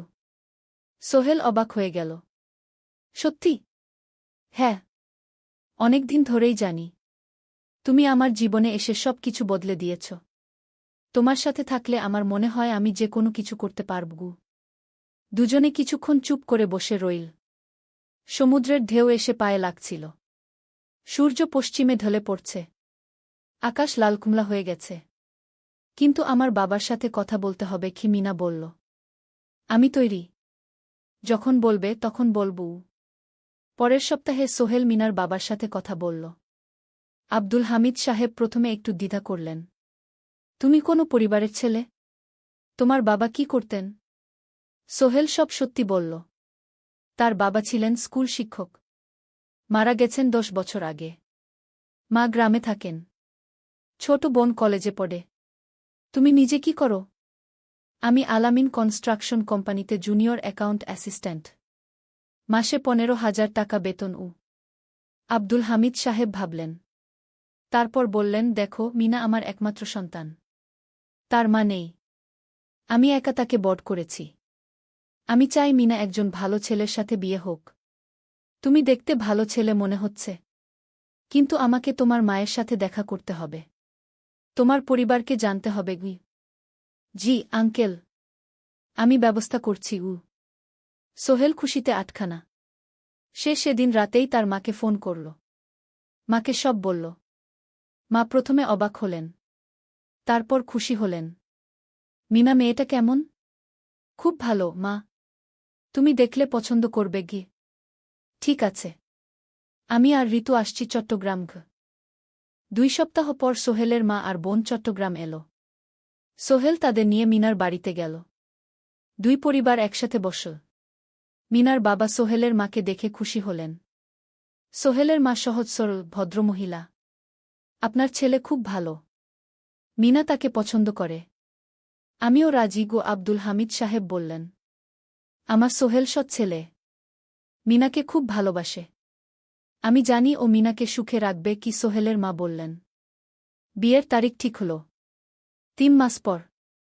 এই ৩ মাসে সোহেল যথেষ্ট টাকা জমাবে। বিয়ে হবে সাদামাটা কিন্তু সুন্দর। ৮ম অধ্যায়, নতুন পথ। ৩ মাস কেটে গেল দ্রুত। সোহেল প্রতিদিন কঠোর পরিশ্রম করছিল। অফিসে তার কাজের প্রশংসা হচ্ছে। আলী সাহেব তাকে এখন ছোটখাটো প্রজেক্টের হিসাব দেখতে দিচ্ছেন। সোহেল তার সঞ্চিত টাকা দিয়ে বিয়ের আয়োজন করল। বিয়ে হল মিনার বাড়ির কাছের একটা কমিউনিটি সেন্টারে। খুব বেশি লোক আসেনি। দুই পরিবারের আত্মীয়স্বজন আর অফিসের কয়েকজন সহকর্মী। কিন্তু অনুষ্ঠান ছিল খুব সুন্দর। সোহেল যখন মিনাকে বিয়ের পোশাকে দেখল, তার মনে হল পৃথিবীর সবচেয়ে সুন্দর মেয়ে সে। লাল শাড়ি পরা, মুখে হালকা মেকআপ, কিন্তু তার স্বাভাবিক সৌন্দর্য ছিল আসল। বিয়ের পর সোহেল একটা ছোট্ট ফ্ল্যাট ভাড়া নিল। 2 রুমের ফ্ল্যাট, মাসে ভাড়া 5,000 টাকা।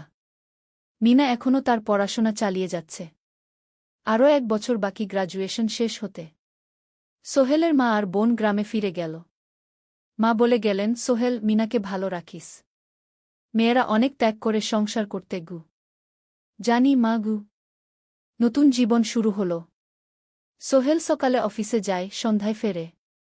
মিনা সকালে কলেজে যায়, দুপুরে ফিরে রান্না করে, ঘর গোছায়। সন্ধ্যায় দুজনে একসাথে বসে পড়াশোনা করে, গল্প করে, টিভি দেখে। জীবন সুন্দর ছিল। কিন্তু চ্যালেঞ্জও ছিল। মাসিক খরচ, ভাড়া 5,000, বাজার 3,000, বিদ্যুৎ গ্যাস 1,000, মায়ের জন্য 5,000, মিনার কলেজের খরচ 1,200। মোট প্রায় 14,000 টাকা। বাঁচত মাত্র 1,000 খানেক। কিন্তু সোহেল হাল ছাড়ল না। সে সন্ধ্যায় একটা কম্পিউটার ট্রেনিং সেন্টারে পার্ট টাইম পড়ানো শুরু করল। সপ্তাহে 3 দিন 2 ঘন্টা করে। এতে মাসে আরও 3,000 টাকা আসতে লাগল। মিনাও বসে থাকল না। সে বাড়িতে বসে কয়েকজন স্কুলের ছাত্রছাত্রীকে টিউশন পড়াতে শুরু করল। মাসে 2,000 টাকা আয়। এভাবে কেটে গেল 6 মাস। দুজন মিলে পরিবার চালাচ্ছে, স্বপ্ন দেখছে। একদিন সোহেল বলল, মিনা, আমি একটা নতুন স্বপ্ন দেখছি গু। কি? আমি নিজে একটা ছোট্ট কনস্ট্রাকশন কোম্পানি খুলতে চাই। ছোট ছোট প্রজেক্ট নেব। বাড়ি মেরামত, ছোট বিল্ডিং বানানো, এসব। তোমার কি যথেষ্ট অভিজ্ঞতা আছে? আছে। আমি 2 বছর ধরে এই কাজের সাথে জড়িত। অনেক কিছু শিখেছি। আর আলী সাহেবও আমাকে সাহায্য করবেন গু। কিন্তু টাকা কোথায়? কোম্পানি খুলতে তো অনেক টাকা লাগবে গি। আমি জমাচ্ছি। আরও 1 বছর কাজ করব। তারপর চেষ্টা করব। মিনা তাকে সমর্থন দিল। তুমি পারবে। তোমার মধ্যে সেই শক্তি আছে গি। 9ম অধ্যায়, চ্যালেঞ্জের সময়। কিন্তু ভাগ্য সবসময় অনুকূলে থাকে না। সোহেল যখন স্বপ্ন দেখছিল নিজের কোম্পানি খোলার, তখনই একটা বড় সমস্যা এলো। আলী সাহেবের কোম্পানি একটা বড় প্রজেক্ট পেয়েছিল। একটা 10তলা বিল্ডিং বানানোর কাজ। কিন্তু প্রজেক্টের প্রধান ইনভেস্টর হঠাৎ পালিয়ে গেল। তিনি কোম্পানির কাছ থেকে প্রায় 50 লাখ টাকা নিয়ে গেছেন, কিন্তু কাজ শেষ হয়নি। কোম্পানি বড় ক্ষতির মুখে পড়ল। আলী সাহেব অনেক কর্মচারীকে ছাঁটাই করতে বাধ্য হলেন। প্রায় 10 জনকে চাকরি থেকে বাদ দিলেন। বাকিদের বেতন কমাতে হল। সোহেলকে আলী সাহেব ডেকে বললেন, সোহেল, আমি তোমাকে রাখতে চাই। তুমি বিশ্বস্ত কর্মচারী। কিন্তু তোমার বেতন কমাতে হবে। 15,000 থেকে 10,000। সোহেল মনে মনে চিন্তায় পড়ে গেল। 10,000 টাকায় সংসার চলবে কিভাবে? মায়ের খরচ, ভাড়া, বাজার, সব মিলিয়ে তো 14,000 টাকা লাগে। কিন্তু সে কিছু বলল না। ঠিক আছে স্যার। বাড়ি ফিরে সোহেল মিনাকে সব বলল। মিনা চিন্তিত হয়ে গেল। এখন কি হবে? চিন্তা করো না। আমি পার্ট টাইম টিউশনির সময় বাড়াব। আর তুমিও বেশি করে টিউশন নাও। কিন্তু আমার তো পড়াশোনাও আছে গি। জানি। কিন্তু এখন এটাই করতে হবে গু। সোহেল সন্ধ্যায় আরও 2টো জায়গায় পার্ট টাইম কাজ খুঁজল। একটা দোকানে সন্ধ্যায় হিসাব দেখার কাজ পেল। মাসে 2,000 টাকা। আরেকটা জায়গায় সপ্তাহান্তে কম্পিউটার রিপেয়ারের কাজ পেল। মাসে 1,500 টাকা। মিনাও 3 জন নতুন স্টুডেন্ট নিল টিউশনে। তার আয় বাড়ল 2,000 থেকে 3,500-এ। কঠিন সময় ছিল। সোহেল সকাল 8টায় অফিসে যেত, সন্ধ্যা 6টায় ফিরত। তারপর একটু বিশ্রাম নিয়ে 7:30টায় বের হতো পার্ট টাইম কাজে। রাত 10টায় বাড়ি ফিরত। রবি সোমবার কম্পিউটার রিপেয়ারের কাজ। মিনাও সকালে কলেজে যেত, দুপুরে ফিরে রান্না করত, তারপর বিকেলে টিউশন পড়াত। রাতে খাওয়া দাওয়ার পর পড়াশোনা করত। দুজনেরই শরীর খারাপ হতে শুরু করল। সোহেল একদিন অফিসে অজ্ঞান হয়ে পড়ে গেল। ডাক্তার দেখাতে নিয়ে গেল। ডাক্তার বলল, অতিরিক্ত পরিশ্রম। শরীরে পুষ্টির অভাব। ঠিকমতো খাচ্ছেন না মনে হচ্ছে গি। সত্যি কথা, খরচ বাঁচাতে সোহেল আর মিনা অনেক সময় কম খেত। মাংস মাছ কিনত সপ্তাহে একদিন, বাকি সময় শাকসবজি ডাল। মিনা সোহেলকে বলল, আর নয় সোহেল, তুমি এভাবে নিজেকে শেষ করে ফেলছ। আমার পড়াশোনা বন্ধ করে দিই, আমি ফুল টাইম চাকরি করি গিয়ে। না, সোহেল জোর দিয়ে বলল, তোমার পড়াশোনা বন্ধ হবে না, আরও মাত্র 6 মাস বাকি, তুমি গ্রাজুয়েট হবেই গু। কিন্তু তুমি আমি ঠিক হয়ে যাব, চিন্তা করো না গে। কিন্তু পরিস্থিতি আরও খারাপ হলো যখন সোহেলের মায়ের অসুখ হল, হার্টের সমস্যা। হাসপাতালে ভর্তি করতে হল, খরচ 50,000 টাকা। সোহেলের হাতে এত টাকা কোথায়? সে করিম মামার কাছে ধার চাইল। করিম মামা 20,000 টাকা দিলেন, বাকি 30,000 টাকা সোহেল একটা এনজিও থেকে ঋণ নিল। সুদের হার মাসে 2%। মায়ের চিকিৎসা হল, তিনি সুস্থ হয়ে গেলেন। কিন্তু সোহেল এখন ঋণের বোঝায় পড়ে গেল। প্রতি মাসে 3,000 টাকা করে কিস্তি দিতে হবে। সেই রাতে সোহেল আর মিনা বিছানায় শুয়ে কথা বলছিল। সোহেল বলল, মিনা, আমি মনে হয় ভুল করেছি, শহরে এসে বিয়ে করে তোমাকে কষ্টে ফেলেছি গু। মিনা তার হাত ধরল। না সোহেল, তুমি ভুল করনি। জীবনে এরকম খারাপ সময় আসে, কিন্তু এটা কাটিয়ে ওঠাই হলো আসল শক্তি। আমরা একসাথে আছি, একসাথে থাকব, সব কিছু ঠিক হয়ে যাবে। মিনার কথায় সোহেল একটু সাহস পেল। হ্যাঁ, হাল ছাড়া যাবে না। 10ম অধ্যায়, আলোর দিকে। 3 মাস পরে পরিস্থিতি একটু ভালো হতে শুরু করল। আলী সাহেবের কোম্পানি একটা নতুন প্রজেক্ট পেল, একটা স্কুল বিল্ডিং বানানোর কাজ। কোম্পানি আবার স্থিতিশীল হতে শুরু করল। আলী সাহেব সোহেলকে ডেকে বললেন, সোহেল, আমি তোমার কঠোর পরিশ্রম দেখেছি। খারাপ সময়েও তুমি কোম্পানি ছেড়ে যাওনি। আমি কৃতজ্ঞ। আজ থেকে তোমার বেতন আবার 15,000 টাকা গু। সোহেল খুশি হয়ে গেল। ধন্যবাদ স্যার। মিনাও গ্রাজুয়েশন শেষ করল, ভালো ফলাফল করল। সে এখন চাকরি খুঁজছে। একদিন মিনা একটা প্রাইভেট স্কুলে শিক্ষিকার ইন্টারভিউ দিতে গেল। ইন্টারভিউ ভালো হল, তাকে নিযোগ দেওয়া হল। বেতন 12,000 টাকা। সেদিন সন্ধ্যায় দুজনে মিলে একটা ছোট্ট পার্টি করল। একটা বিরিয়ানি কিনল, কোমল পানীয় কিনল। দুজনে মিলে খেল। আমরা পেরেছি সোহেল, মিনা বলল। হ্যাঁ, আমরা পেরেছি গু। এখন দুজনের মিলিয়ে আয় 27,000 টাকা। খরচ চালানোর পর প্রায় 10,000 টাকা বাঁচে। সোহেল এই টাকা দিয়ে লোন শোধ করতে শুরু করল। পার্ট টাইম কাজগুলো ছেড়ে দিল, শরীরের যত্ন নেওয়া শুরু করল। আরও 6 মাস পরে সোহেলের কাছে একটা বড় সুযোগ এল। আলী সাহেব একদিন তাকে ডাকলেন। সোহেল, তুমি কি নিজের ব্যবসা করতে চাও? স্যার, আমি তোমাকে একটা ছোট্ট প্রজেক্ট দিতে চাই, একটা 3 তলা বিল্ডিংয়ের কনস্ট্রাকশন। তুমি ম্যানেজ করবে, আমি শুধু সুপারভাইজ করব। লাভের 50% তোমার গু। সোহেল ভাবল, এটা একটা বড় সুযোগ, কিন্তু ঝুঁকিও আছে। যদি কাজটা ভালোভাবে না হয়? স্যার, আমি চেষ্টা করব, কিন্তু যদি ভুল হয়? ভুল হবে না, আমি তোমার উপর বিশ্বাস রাখছি, তুমি পারবে গু। সোহেল রাজি হয়ে গেল। এই প্রজেক্ট তার জীবনে টার্নিং পয়েন্ট হতে পারে।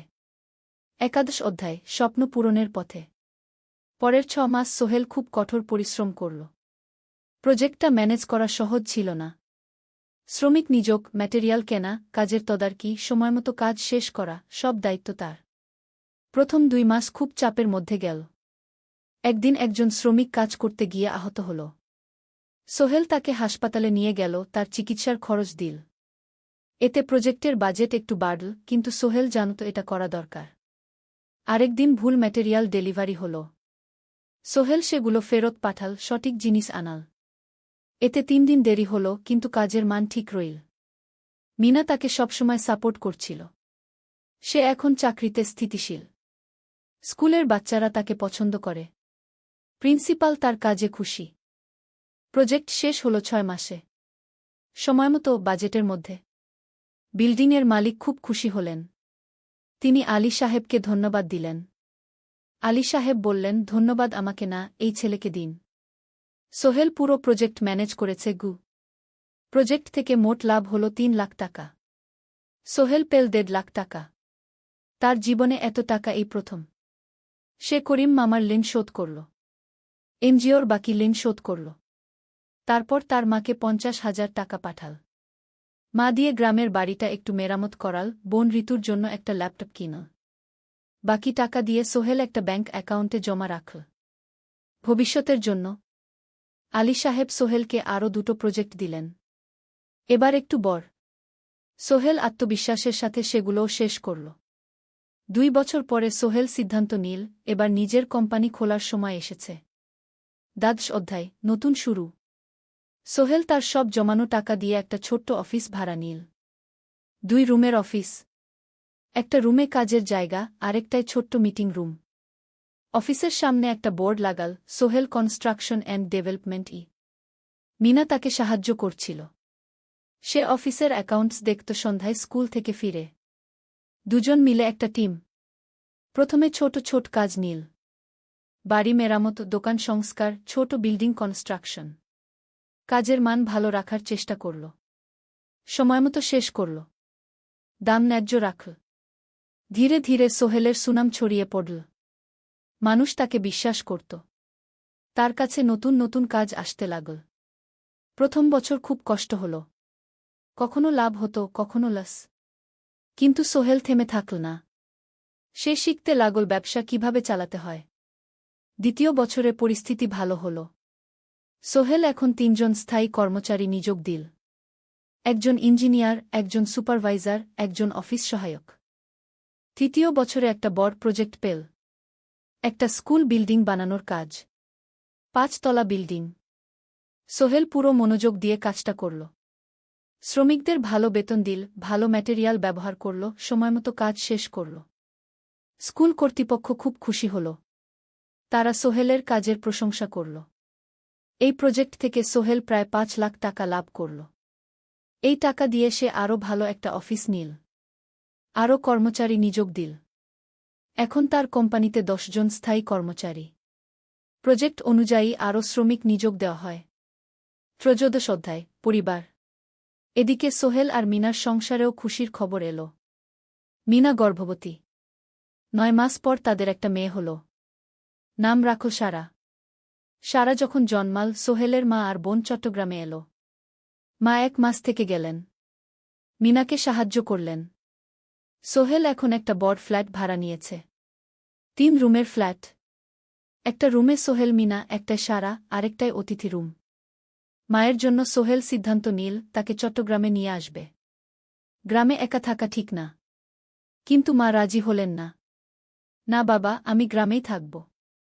এখানে আমার পরিচিত মানুষ আছে। তোর বোনকে নিয়ে যা। ও ঢাকায় পড়ছে, চট্টগ্রামে এনে ভালো কোথাও ভর্তি করিয়ে দেগি। সোহেল তাই করল। ঋতুকে চট্টগ্রাম বিশ্ববিদ্যালয়ে ভর্তি করিয়ে দিল। ঋতু এখন সোহেলের ফ্ল্যাটে থাকে, বিশ্ববিদ্যালয়ে পড়ে। সোহেলের মনে হল তার জীবন এখন পরিপূর্ণ।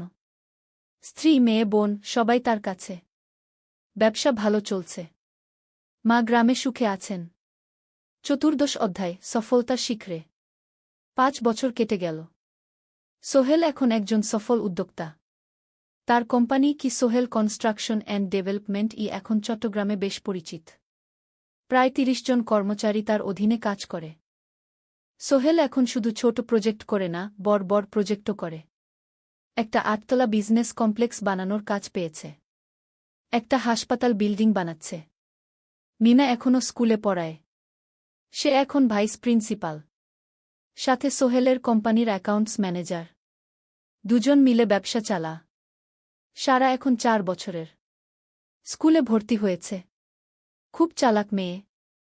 ঋতু বিশ্ববিদ্যালয় থেকে গ্রাজুয়েট হয়ে একটা ব্যাংকে চাকরি পেয়েছে। একদিন আলী সাহেব